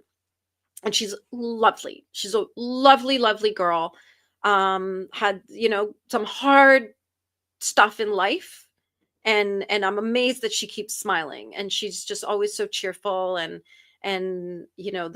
she's had a hard time, but when I put it out there that we needed help, she was like, I can help. I'd love to do it. And so we pay her to go for a few hours in the evening to make his dinner. And then if there's any housework to be done, she'll do it. Like she'll toss in the laundry, she'll clean the washroom, wipe down the counters if they need to be done. And then otherwise I'm like, yeah, bring your book, bring a craft, whatever you want to do. You just need to hang out and make sure he's safe, because my father-in-law does have dementia and it gets worse in the evenings. So that's where he starts getting confused sometimes and doesn't know what's going on and is all over the map. So it's nice to have somebody there. And then he goes to bed and we do it all again the next day. So, but thank you so much for asking, Jim. That's really kind. I don't know where this goes or how it unfolds or anything, but I don't know. We'll see. So tomorrow they'll have him up. Oh, they'll get everything out of him. And okay. Yeah, I'll talk to his wife again tomorrow. I'll see if I can call her and then see if she'll hold the phone for him so that I can just tell him, I hope he's okay. Oh, were you supposed to get a double lung transplant too? And why did you decline? I think it's like one of those things that really takes a lot of decision. Like it's a big thing to decide to go ahead or not go ahead with that, because I mean, it's your lungs, right? Like that's a bit. Yeah. Thank you so much, Maria. He's one of the hardest working people, shows up for everybody. It's interesting. He's a biker, and I always say he's a true ride or die. Yeah. The code is there. And I know him through bike nights, because he and his buddy organize our local bike night, and he brought me in to do the biker blessings for all of them. So that's how I know him. And it's one of those things, like we just kind of clicked. And it was sort of funny, like this like biker guy, you know what I mean? Like you would never, ever, ever in a million years go, these two people are going to be friends. And but yeah, he's a true ride or die. We've known each other a couple years, and we always back each other up on stuff. We've always supported each other. And you know what I mean? When you're like, I need someone to come give me a hand, he's like, I'm on my way, and he's just a good friend to so many people. So it would be a big loss if he doesn't come home. So we're all praying really hard that he heals well, that his body accepts the lungs, and he gets to come home and live his life, and we all get to have him back. So that will be nice. Great news. Yes, great news all around. Great news all around. Thank you so much, Jim. Interesting. Oh, the Shetlands. Oh, interesting. Well, there's no trees, so there's nothing to get in the way. Yeah. Yeah. So Shetland has no trees. It's the weirdest thing. Like I remember watching stuff in Shetland and just thinking, why does this look so weird to me? Because there's no trees. Because in Canada, it's all trees. Trees everywhere. So, set up with hospice. Yes. Yeah. So my friend is fortunate. He lives in the little village that I'm heading to tonight. So I did say, ask his wife, like, do you want me to drop off some freezer meals? So at least you know you've got something there. And she was like, no, we're good. They are totally good. But he would have a lot of support because he lives in this little village where the Legion, all the service clubs, everybody would show up for him because he's put a lot of good into those organizations. So I'm just going to tilt my camera down a little bit. But yeah, it's a lot when you don't have the help to make these big decisions. Yeah, I get that because I don't have that either. I think that's why you and I get along so well because we get it. We get it. But yeah, there's big decisions, tough decisions that we have to make sometimes. All right, we're going to come back to this trans autism thing because I just found it so interesting. I'll pop the link in again in case anybody wants to watch this video. So it's a psychotherapist and he's talking about his clients, like not by name or anything, but he's talking about the experience. And he said that of all of his clients who have transitioned, 26% of them regretted it. That is a massive, massive number. So he was, I mean, he's a scientist, he's a researcher, he's going to start asking questions and try to figure out what's going on. And so this was, he said that this is occurring in male to female transition. And what he said was that through all of his research and study and everything, that he discovered that the people he was working with had undiagnosed autism. Now, autism obviously is a spectrum. Sometimes it's mild, sometimes it's quite severe, and sometimes it's in the middle. We're all over the place with it. I have people tell me they're autistic and I'm like, really? I never would have guessed, right? Like never. And then there's other people like my neighbor, their little boy has autism and he's nonverbal and he needs a lot of supervision. I'll just say that. He needs a lot of supervision. I don't think he needs a leash anymore because it was that severe. It was that bad. He was a runner. And so for his own safety, they literally had to have a leash, like a harness thingy. And so that so he wouldn't run out into traffic. You know what I mean? So he talks about how, because of the experience and not knowing that they have autism, they know that there's something different about them, but they don't know what. And so when the idea of being trans is presented to them, they're like, oh, this is it. And they buy right into it because with, I'm not going to say all autistic people, but there's I would say a good number. It's like very black and white. It's concrete. It's when you like when someone doesn't get the joke, it's because it takes some abstract thinking, and some people are good at that, some people are not. And so what he said was that for people who are autistic and don't know it, and then the trans thing is presented to them as the reason why they feel different, it becomes quite an unshakable belief. So that seemed like the only solution. And so they go through the whole process, they're feeling good, and then the crash comes because they're still not feeling right. And then they realize, oh, this was not the problem. This was not it. So he said that like what is really, really important is that we also have to address the trans spectrum. Everything's a spectrum. So that there's like, he called them autistic transsexuals. Those are his words, not mine. This is all for entertainment purposes only, okay? No one come for me.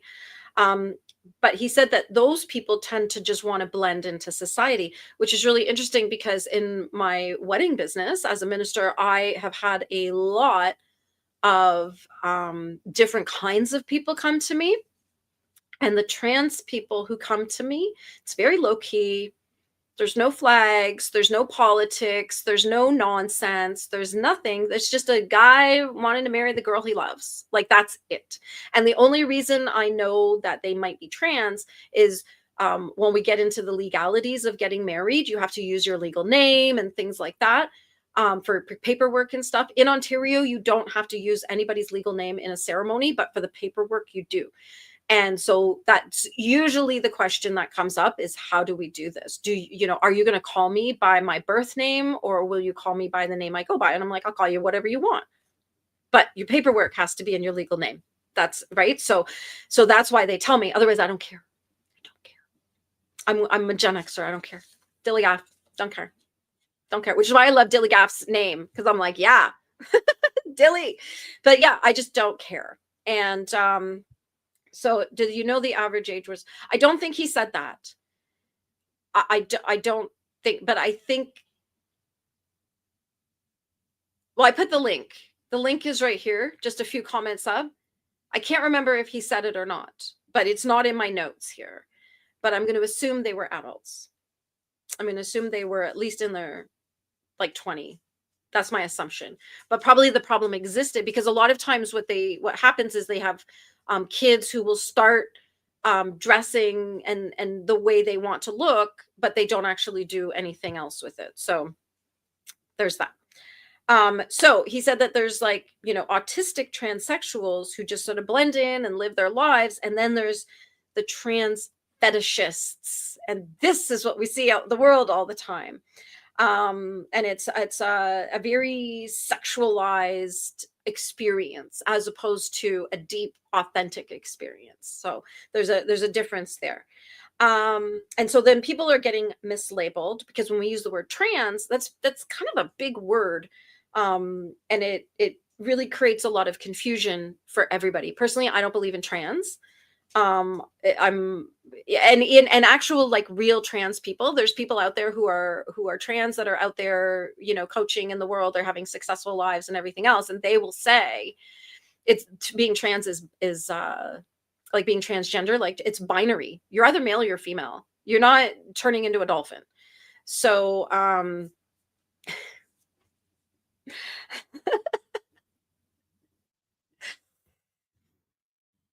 I've worn fishnets. They're not comfortable at all. They're not comfortable at all. Anyway, but it's caused a lot of confusion because, and my husband recently said to me, I think the problem is that people are confusing their gender for their personality. And I'm like, bingo, that's it right there. So it's, he gave a lot of really interesting information, and,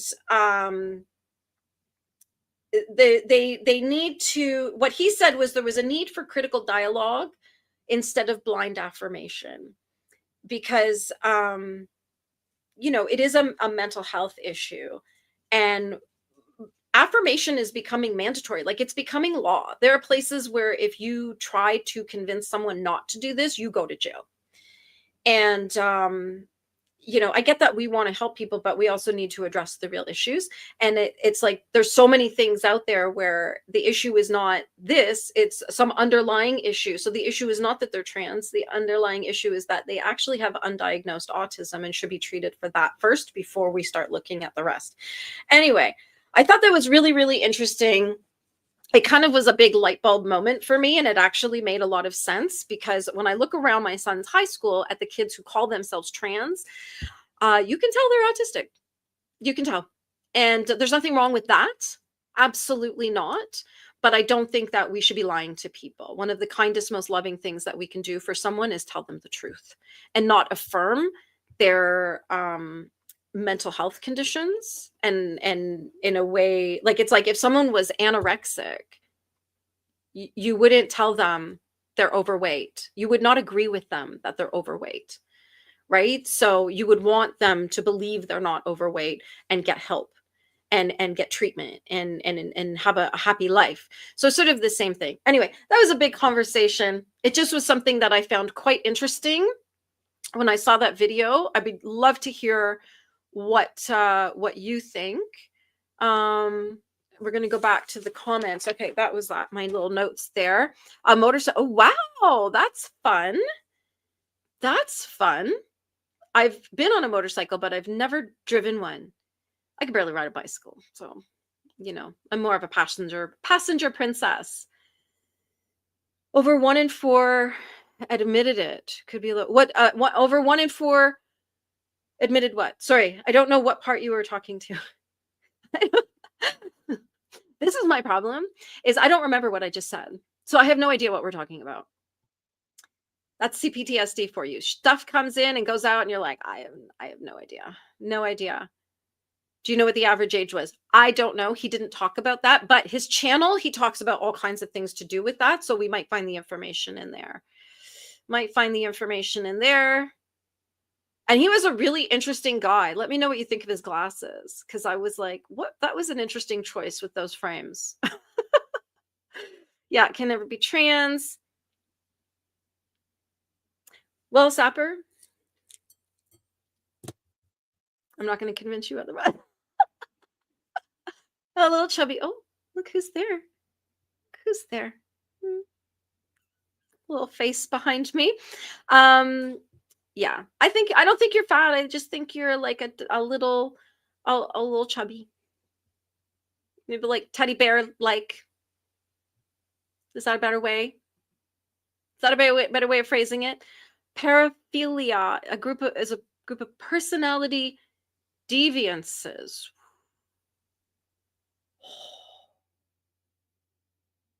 See? This is why I do this, because we learn so much every week here. Paraphilia is a group of, was that the answer in the 1 in 4? Is this referring to this? I'm going to need some red string to connect this all together. Oh, 1 in 4 regret. Yes. So that's what I said right at the start, was in his practice, 26% regretted transitioning. I'm going to bet the number's higher. I'm going to bet the number's actually higher than that. So, but yeah, 1 in 4, that was a 26%. That is massive. That is absolutely massive number. And it's very alarming and very concerning, because when it is illegal to try to stop someone from doing this, why? Why are we not helping people? Why are we not getting people the help they need? And like I said, I've known people who are truly trans. People say God doesn't make mistakes. Yes, he does. Yes, he does. She does. He does. I don't know. We know that because we see it. The empirical evidence is there. Now, we might not call it a mistake, but certainly it's not in alignment with everything else. There's a few examples I'm thinking of that I'm not going to say, but there's a few things going on. No, the 1 in 4. Okay, what's the 1 in 4? Help me out here. Help me out. What's the 1 in 4?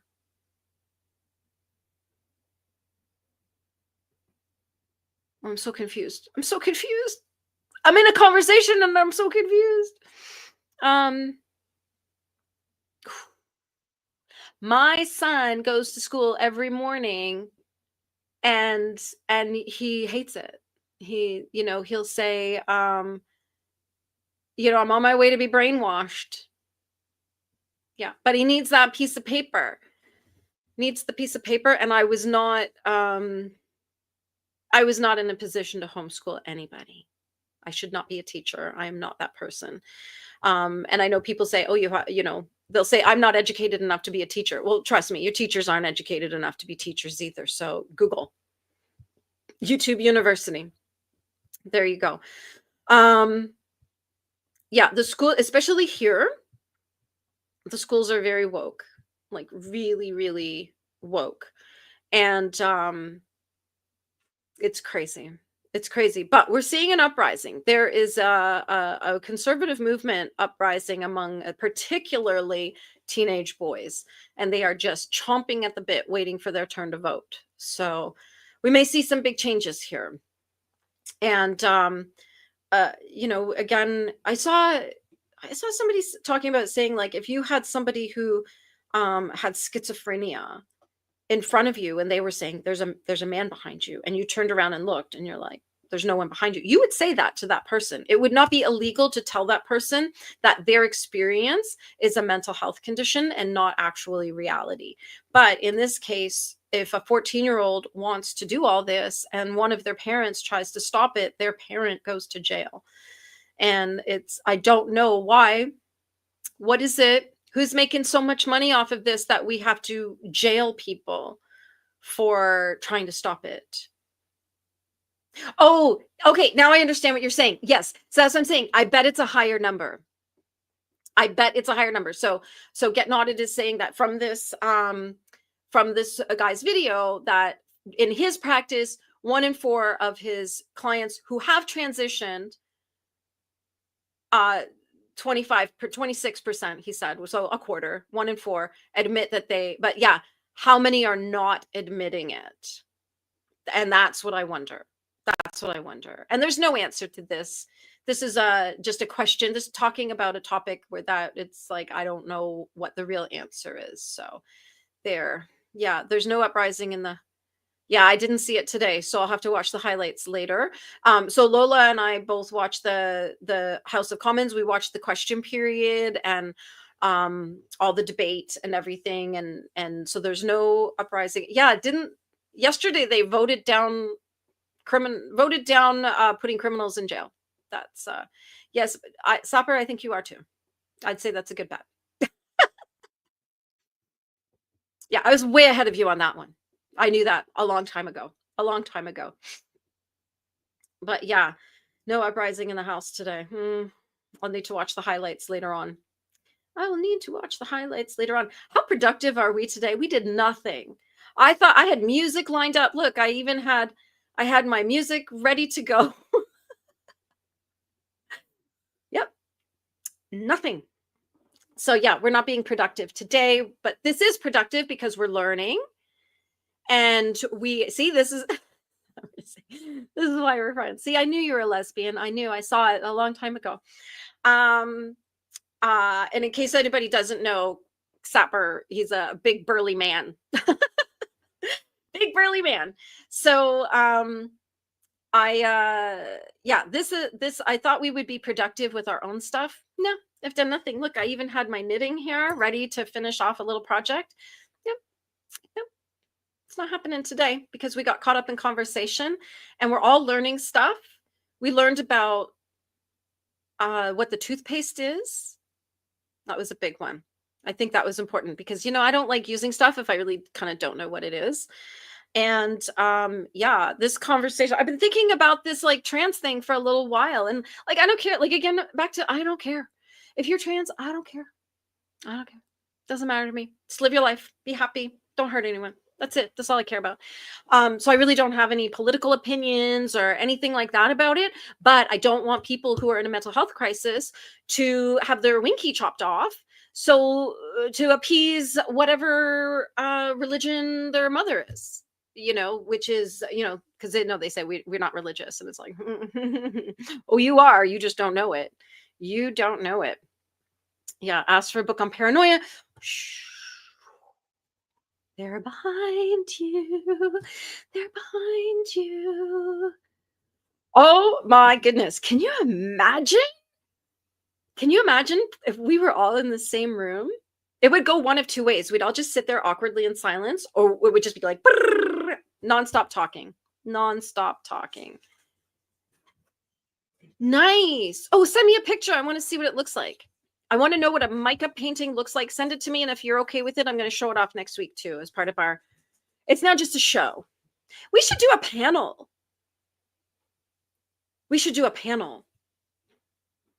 going to do that. We're going to get somebody. I actually invited somebody who's another healer to join me one day, not on our regular scheduled time, but maybe another time. And to talk about what she does. And she does a lot of grief and trauma and stuff like that. So I thought that would be a really interesting conversation. But yeah, Maria, I'd love to see a picture of it. And if you're okay, we'll show it off next week. I'll add that to my list. We should all be in a pub together. How fun would that be? Oh my gosh. When I used to fly back and forth to London all the time. Oh, so many great nights out. So many great nights out in the pubs. I used to really like going to like Covent Garden and places like that. And and it was just so much fun. So much fun. And always have a snack in your pocket for the train ride home. That was my pro tip of because some people know this. I don't know. I know Dilly knows what I'm talking about. I used to when I was in my 20s, I dated a guy in Walthamstow, which is like way at the end of the blue line. So wherever I was, it was a bit of a hike to get home. And so I always put an orange in one pocket and a chocolate bar in the other for a night out so that I have a snack for the train home. Yep, there we go. There we go. The mic is getting painted into moles oh, fun. Okay, we need to see the final result. Absolutely. Need to see you would take some duct tape. Well, we were talking about fetishes. Yeah. I'm thinking I might be overseas next year. We'll see what the political climate is in the UK. I don't necessarily feel safe going there right now because I would be going to Scotland. Yeah, it doesn't feel very safe for me as a minister. That's why. And somebody who's very politically outspoken, I'd probably be arrested before I hit the tarmac. So, absolutely, it is on the radar for next year. And I was thinking that because I'd be there for a couple weeks, I might take a little flight down to England to see if we can get a little get together going. And so I'll make sure it's not in Swindon. We'll do that. We'll make sure it's not out in that area. We'll pick somewhere with Wi-Fi, with data, with a good signal, and a nice pub. And maybe we'll all get together. Maybe we will all get together. Let's see here. The difference between gender dysphoria and cross-racial. Yes. Yes. I remember when I worked in the funeral home in the town here, and this man came in and he was like a casket salesman or something. There's a company here called Northern, and they provide everything for funeral homes, the embalming fluid, all the tools you need, the caskets, all of that. And so he came in and I don't know if that's the company that he worked for, but he did work for one of these kind of companies. And he came in and he's like, I got to tell you something. And so we're sitting there and we're like, oh, like, is everything okay? Like, are you all right? Because, we're sitting in a funeral home, so we're good at being sympathetic. And he said, well, I just want to let you know that I'm into wearing women's clothes. And so if you see me in the world in a dress, like, that's why. Don't be alarmed. Don't freak out. And we were like, okay. I don't know why we needed to know that. And we're like, do you, babe? Do you? You live your life. If it makes you happy wear women's underwear, you go wear women's underwear. I don't care. Don't care. Just don't care. And so it was just it was like one of those weird things where we're like, why did you feel like it was like, it felt like he had gone to AA and I'd been told to go make amends or something. You know what I mean? We were just like, I don't know why you're telling us. We don't need to know this. So yeah. Yeah, Jim. What's with the duct tape? This sounds like a crime scene. It sounds like you're up to no good with the duct tape. Yeah, that feels like it. It's fine here. Don't worry. Yeah. Well, yeah, I think, see, in Scotland, it's illegal to pray silently in the vicinity of an abortion clinic. So yeah, I have to know where all the abortion clinics are before I say my prayers. Do you see what I mean? Like, whew, wait. Yeah. See, and I've seen that. I have seen that absolutely. There's a guy, I don't know if he still lives in town or not, but he did the whole thing. The surgery. He actually videoed like his new parts.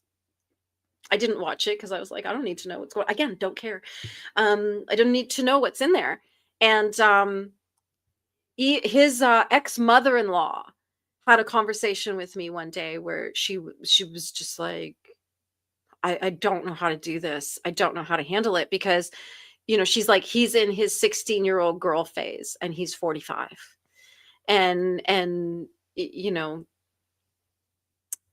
was a lot. He was very aggressively transitioned and would get into fights and arguments with people because he still looked like a guy.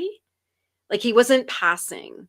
There are people I know who beautifully pass, like pass for the other gender, and you totally buy it. It's very believable. But he didn't, because number one, he didn't take his hormones, so we went through all of this. We paid for it as taxpayers, by the way, and he would still look like a dude. And so when he'd be like trying to get into the women's washroom, and women would be like, no, this is the women's washroom. And he'd be like, do I need to show you my hoo-ha? Right. And it's just like, don't do that. Don't do that. And he was like, nobody likes me because I'm trans. I'm like, that's not the reason. That's not the reason. Nope. Yes. Change of subject. Something lighter. Tiramisu. Oh, I haven't had tiramisu in a long time. It used to be all the rage. I remember back in the 90s, every restaurant had tiramisu. Everybody was eating it. And I think it just fell off the radar for a while. And is it making a comeback? I wonder. Well, this is a lot of fun. Can you imagine if we had just sat quietly and worked on our own stuff? How boring that would have been today. We have a lot of stuff. So we're going to wrap things up in a few minutes, because I need to go and run a quick errand and then get up to the other town out in the countryside where there's a meeting, and they expect me to be there. I actually got a message saying that if I miss 3 meetings, I'll get kicked out. And I was like, it's that easy? No one told me it would be that easy to not have to do this anymore. But anyway, it's a legion, so, and I'm their minister, I'm their chaplain, and I run their Remembrance Day service. So I can't quit for a little while. I'm not going to quit. I'm not going to quit. I've just put a lot of distance between them and myself because it was just getting a bit much. But I'm off to the meeting, and like I said, Lola, I should be home by 8:30, and I'll send you a message so that we can chat. Okay.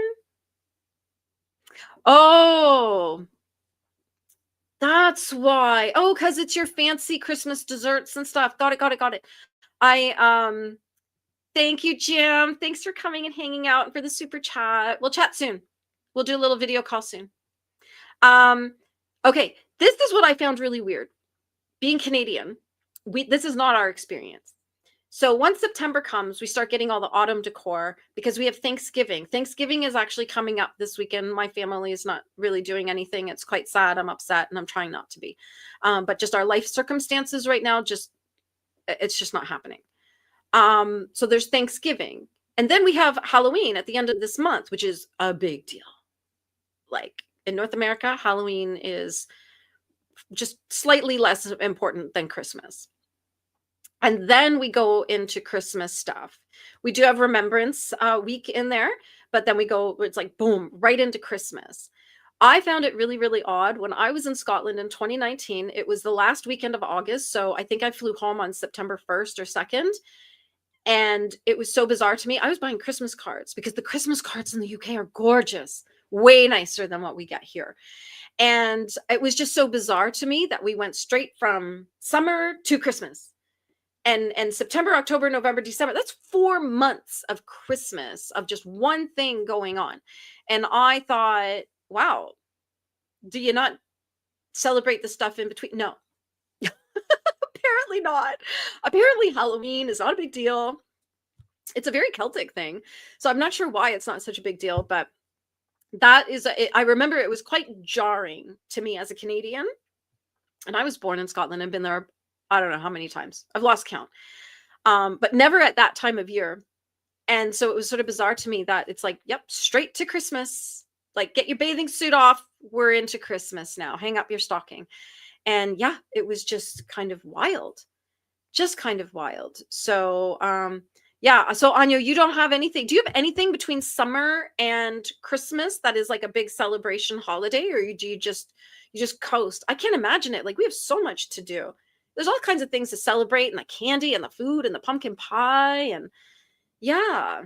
And then Remembrance season, like, it's usually about a week, but there's services everywhere, like on the weekend before, sometimes the weekend after even, and then obviously the weekend right in the middle of it.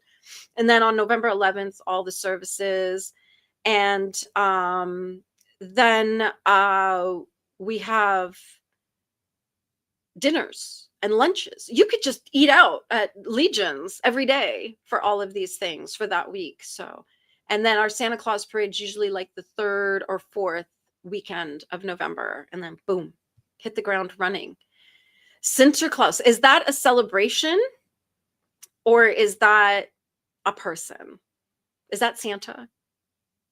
Or is that the name of a celebration? Is there something like at the start of December that is like a more like European Scandi kind of thing? Why do I feel like there's like December 6th? I've probably posted about it. See, this is why I don't remember anything. I want to come for that. I want to come for bonfire night. My little, he's gone now. He's not there right now.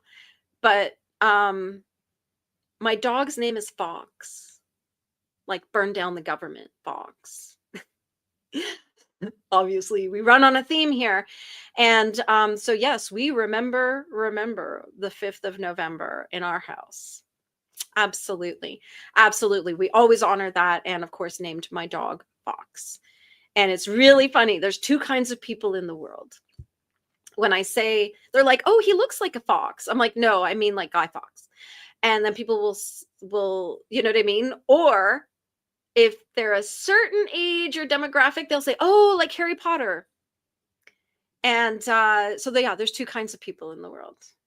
Yeah. Sinterklaas, a popular centuries-old traditional Dutch and Belgian winter holiday figure and folk. Oh, so there is a festival. There's like a thing, like you do stuff with the origin with Saint Nicholas. Yes. See, I always thought Sinterklaas was actually like Santa. But you have a festival. Okay, we need to know that. Yeah, you should come on my panel one day to talk about that and teach us all about it. Yeah, no bank holiday after the last Monday in August. Oh. That that's poopy. Even the schools here have, if there's no holiday, they'll put a PA day, like a day off for the kids at once a month. So September, they had Labor Day, and then so my son started the school on a Tuesday or Wednesday, and then he had a PA day. And then this month in October, we have Thanksgiving, so he'll have the day off there. November, there'll be a PA day. Plus, he'll take the day off on Remembrance Day to come with me to pipe at the services. And then like December, we have Christmas. So they keep adding. The February, we didn't used to have a holiday, so the government created Family Day. So we had a holiday, like a day off in February. So it's like Santa Claus. Okay. I was so close. So close. I had said December 6th. It's December 5th. See, I'm not crazy. It was way deep in the vault. Yes, Fox. Little Fox. Oh, see, I got it. I was there. I was in the vicinity. I knew somewhere in the world December 6th was a thing. There we go. Okay, but Anyo, will you come live someday and talk about this so that we can all hear what it's like and hear your beautiful accent? Gorgeous accent. Yeah, children get candy parade, not in the UK. Yeah. Yeah, see, here we have the Santa Claus parade, which sort of kicks off the Christmas season.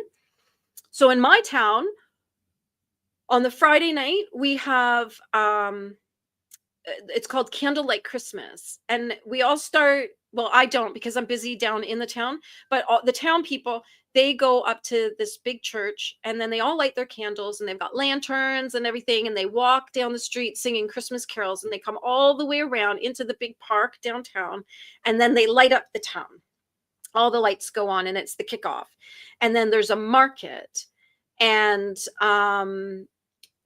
so because my son has a popcorn business, he's in the market.